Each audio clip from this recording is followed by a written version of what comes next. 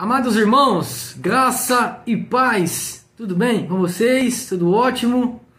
Irmãos, o nosso tema de hoje, nosso bate-papo aqui, é sobre anulando o sacrifício perfeito. É verdade. Todo mês, meus amados irmãos, todo mês, no primeiro dia do mês, na primeira semana do mês ali, estão crucificando novamente o Cordeiro, né? Que o Cordeiro foi o quê? Imolado ali, foi crucificado para o seu povo, para o povo judeu, para remir aqueles que estavam debaixo daquela aliança, daquele pacto, né? E todo mês eles vêm, os nossos irmãos aí vêm e sacrifica novamente o Cordeiro. E lembra daquele cerimonial. Irmãos, vamos explicar aqui rapidinho, deixar bem claro. Nós sabemos muito bem que aquele ritual, aquela ceia ali, feita uma vez por ano, ela foi ordenada aos judeus após a saída do Egito. E o próprio Senhor falou em Levíticos, não me lembro agora o capítulo, mas eu vou deixar aqui em cima para você ver, para você ler, que nenhum gentil poderia comer aquela ceia, irmãos. Poderia celebrar aquela Páscoa, aquele momento ali, aquele ritual ali entre os judeus, nenhum gentil poderia comer dela. Por quê? Porque foi uma cerimônia dada aos judeus por causa da saída do Egito. Por causa daquela 10ª praga, onde o Senhor veio no Egito e matou os primogênitos. Então o Senhor ele deu aquela ordenança a eles para que eles lembrassem de todo o sofrimento, de tudo que eles passaram no Egito, irmãos. Era uma ceia celebrada de ano em ano. Mas qual base bíblica? Qual base que os nossos irmãos têm para colocar uma ceia e chamar essa ceia de santa e colocar uma vez por mês, irmãos? Sendo assim, crucificando novamente o Cordeiro, todas as vezes eles estão crucificando o Cordeiro. Irmãos, temos que chegar à maturidade espiritual, né? Certa vez Paulo ele fala aos Coríntios, uma igreja carnal, Paulo fala assim que eu não pude falar com vocês a espirituais. Você vê que o assunto de Paulo, de nenhuma forma ali foi espiritual com eles, porque eles estavam no leite, irmãos. Irmãos, nossa vida espiritual, ela tem um estágio, né?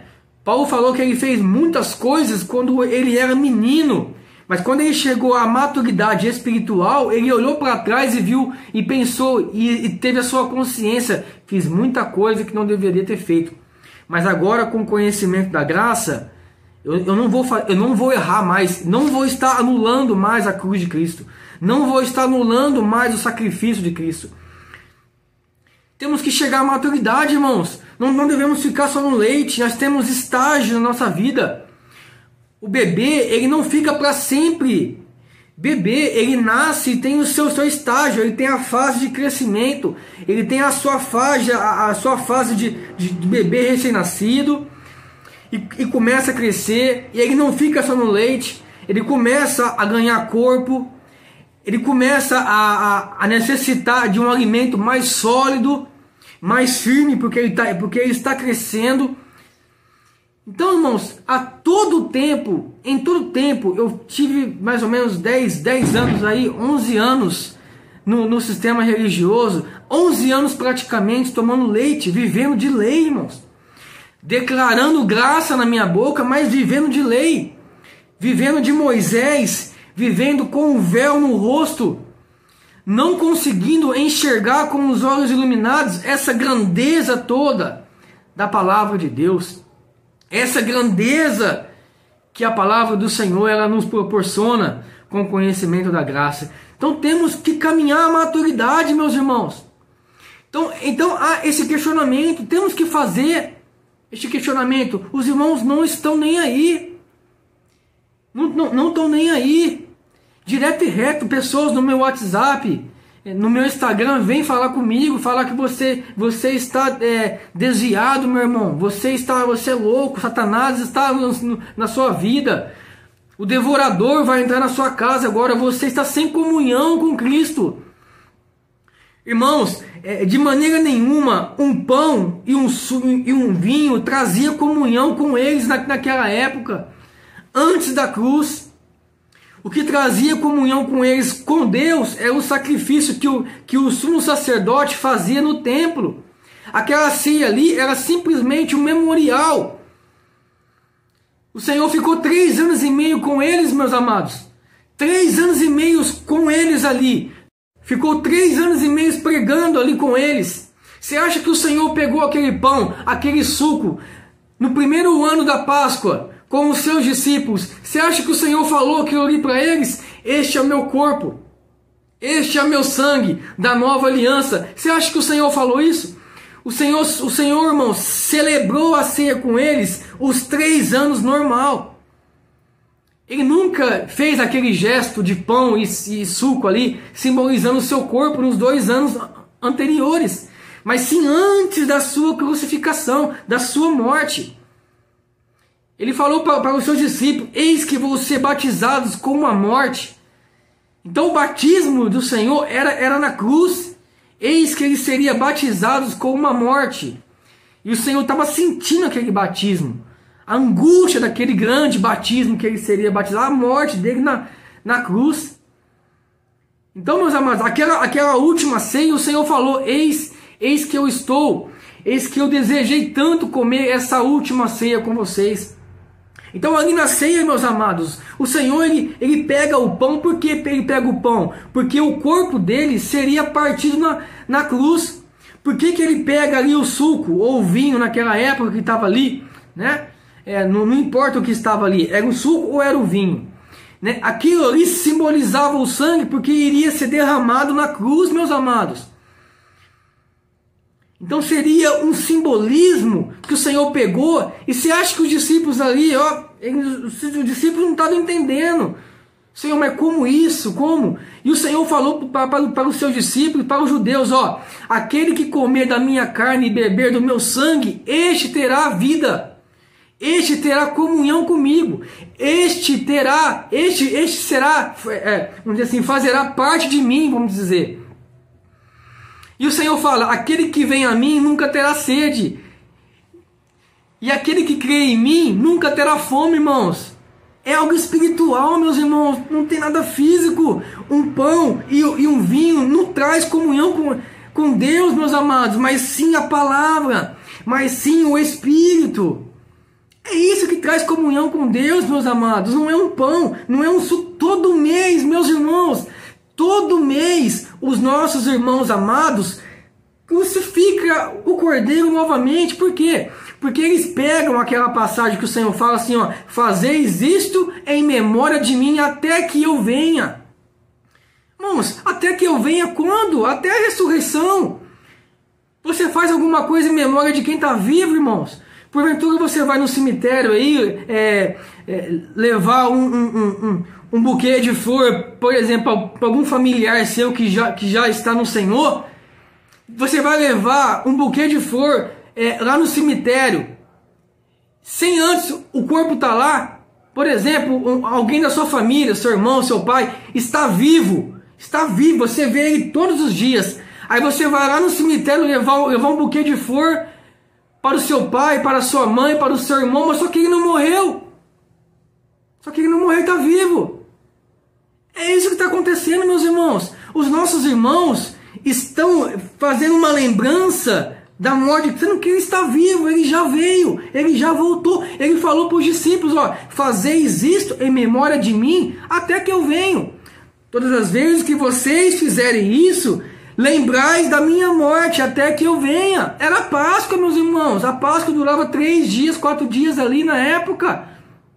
Era Páscoa, meus amados irmãos. Então eles tinham que lembrar. Aquilo ali era uma lembrança para os seus discípulos que ele estava morto. Mas quando ele ressuscitou, não precisou fazer mais. Lembra que o Senhor falou que eu não comerei mais dessa vide não beberei mais dessa vide e não comerei mais desse pão até que venha o reino de Deus.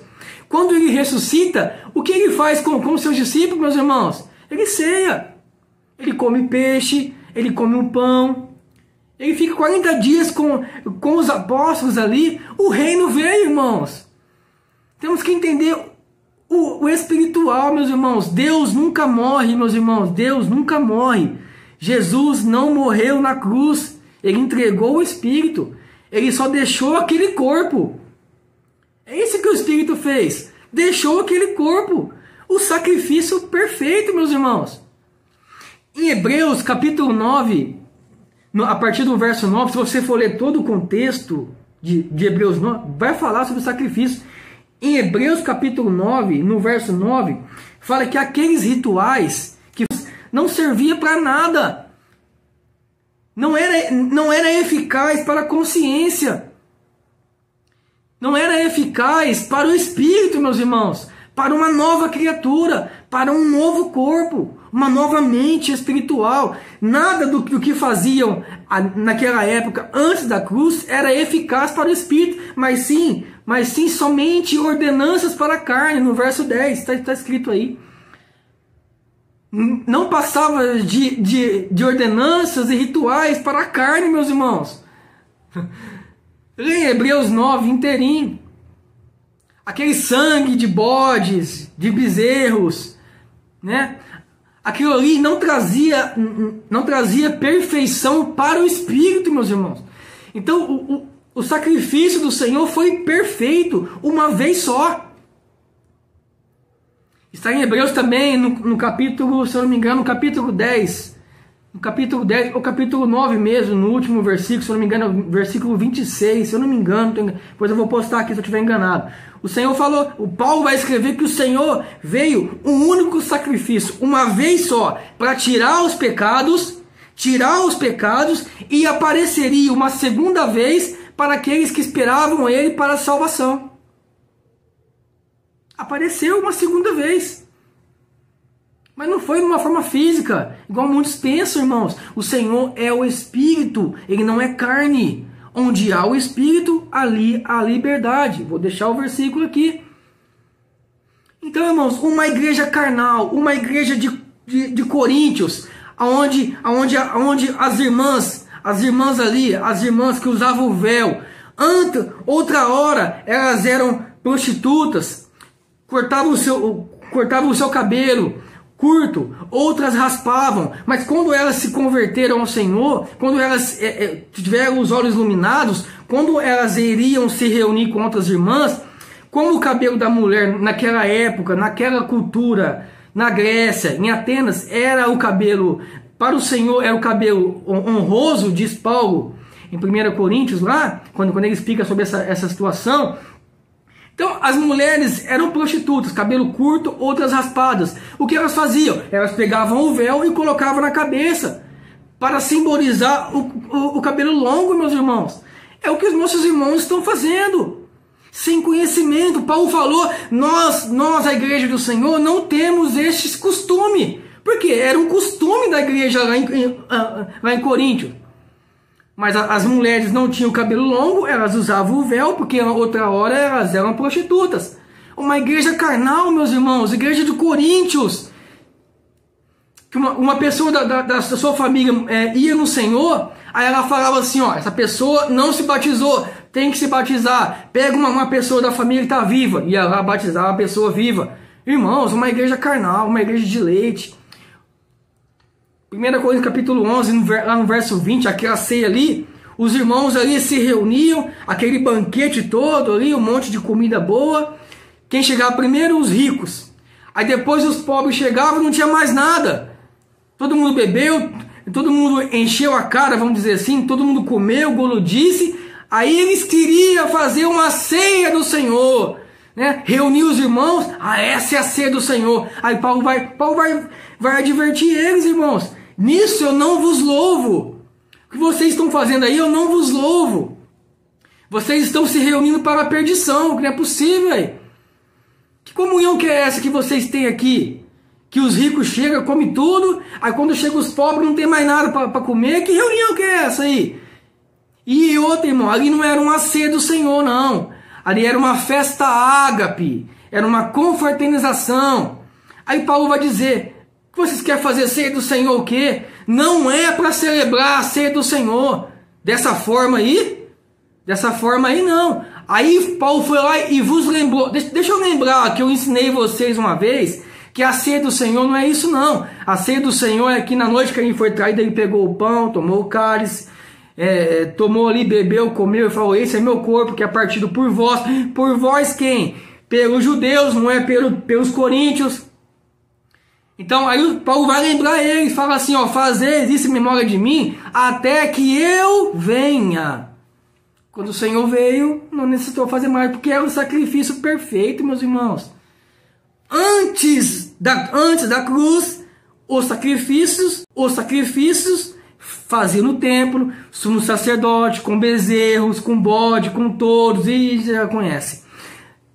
Na cruz, quem era o sacrifício? Era Jesus. Ele era o cordeiro, o sacrifício perfeito, não precisava mais. Mas enquanto estava o templo ali erguido e tinha os rituais da lei, né, havia esse embate entre a lei e a graça naquela época. Então isso durou, irmão, até o ano 70. Quando o templo ruiu, acabou, irmãos. Então, irmãos, as doutrinas que nós aprendemos nas igrejas, nas denominações, vem tudo de Coríntios. Você acha que os Tessalônicos, os Colossenses, os Efésios, os Filipenses, você acha que as mulheres lá usavam véus na cabeça, irmãos? Você acha que eles lá batizavam vivos por causa dos mortos? Você acha que eles lá celebravam a ceia do Senhor sendo que estava vivo já? Você acha que eles lembravam, faziam alguma coisa em memória de quem estava vivo, meus irmãos? Claro que não, meus amados. Todos esses rituais que está aí, meus irmãos, que foi abolido por Cristo, vai estar aqui, abolido por Cristo, ordenanças, rituais, cravados na cruz, tirado do meio do povo. Então Cristo rime o seu povo, Gálatas 4:4, ele nasce debaixo da lei, vem para o seu povo, morre, desce o sangue ali e perdoa o pecado dos seus povos, tira o pecado deles, e por causa do sangue que remiu o seu povo, por causa do sangue, quem se beneficiou? Os gentios foi trazido para perto. Isso que é graça, é um favor não merecido, meus irmãos. A graça que alcançou os gentios sem lei é um favor o quê? Não merecido. Os gentios não tinham lei. Então foi a graça que alcançou eles, um favor não merecido, trouxe para perto. E gentios e judeus fizeram o quê? Um só povo. Então, irmãos, temos que crescer, chegar à maturidade. Chegar à maturidade. Pela graça sois salvo. Pela graça não será salvo. Pela graça sois salvo. Mas não é por causa que vivemos na graça que vamos andar em libertinagem, meus irmãos. Cristo na cruz, ele não tirou os nossos erros, nossas falhas da carne. Ele aniquilou o pecado da transgressão da lei. Ele aniquilou o diabo que estava acusando os seus filhos, seus eleitos, o seu povo. Hebreus 2,14, se eu não me engano. Meus amados, cresçamos na graça, cresçamos no conhecimento, cresçamos de glória em glória. Estamos com um novo corpo. O que é um novo corpo, irmão? O novo corpo é mente iluminada, olhos iluminados, mente de Cristo. Vivamos o Espírito, Ele vive em nós, nós morremos na cruz, o nosso velho homem morreu na cruz, não foi numas águas, nós não nascemos em águas de piscina, que esse batismo de João simbolizava o que? Antes da cruz, porque era coisas futuras que viria. Então aquele ritual de águas em João ali, até a cruz, simbolizava o quê? O verdadeiro batismo que seria na cruz. Então fomos batizados na cruz de Cristo. Romanos no capítulo 6. Está escrito. Irmãos, cresçamos. Cresçamos, não ficamos no leite conforme a igreja de Coríntios. Cresçamos de glória em glória, de conhecimento em conhecimento, na graça do Senhor. Irmãos, graça e paz. Não se esqueça de compartilhar o nosso vídeo aí, deixa o seu like se você gostou, compartilha e se inscreva para a honra e glória do Senhor. Graça e paz, abençoados!